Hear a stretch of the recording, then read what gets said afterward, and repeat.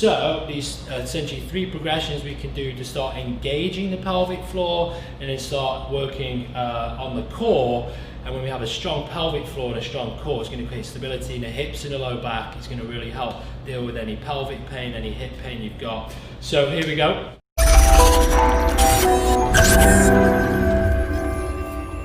Hey guys, Dr. Luke Stringer here, Advanced Health Chiropractic down in South of Chicago. We're back with Beamy. We're back today talking about core strength.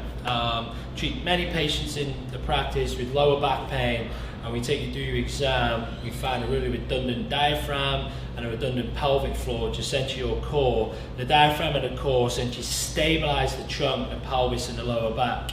Unfortunately, many of our patients down in the city sit for a living. When we sit for a living, the upper part of the abdomen gets really dominant, as does the chest. We breathe through here when we need to be breathing through here. So these essentially 3 progressions we can do to start engaging the pelvic floor and then start working on the core. And when we have a strong pelvic floor and a strong core, it's going to create stability in the hips and the low back. It's going to really help deal with any pelvic pain, any hip pain you've got. So here we go.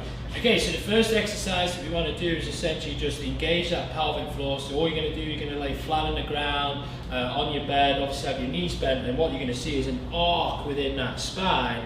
And the first thing we need to do is just want to shallow out your lumbar so they're flat on the bench, and essentially you're just going to roll that pelvis up. Great. And you're going to come back into arching, and then we're going to do another set of those. So that's great. So when we do this, you want to make sure that we're really working on these lower abdominal muscles and really pushing that pelvis underneath you. I would do a set of 60 seconds, as many reps as you can, 2 or 3 times. From that, you want to progress into a bridge, and this bridge is going to engage with the hamstrings and the glutes. So Beamy's going to push into her heels, make sure her hamstrings are engaged. She's going to squeeze her butt at the top, and she's going to make sure her pelvis is level across the top. We've got no rotation. She's going to come down, and then she's going to go through that again, up into the bridge. That's awesome. Back down. And then when we get done with this, we're going to shift into more of a global movement, and essentially called the bird dog. So this exercise is called the bird dog, and essentially you want to get in that quadruped position, hands and knees, elbow, or pardon me, shoulder, wrist, elbow on top of one another, pelvis, knee on top of one another, and we're working this cross pattern here. So Beamy's just going to extend her right arm. As she does that, she's going to extend her left leg, and then she's just going to extend out so everything's kind of engaged. She's going to come back together. She's going to extend right leg, left arm, and then back together.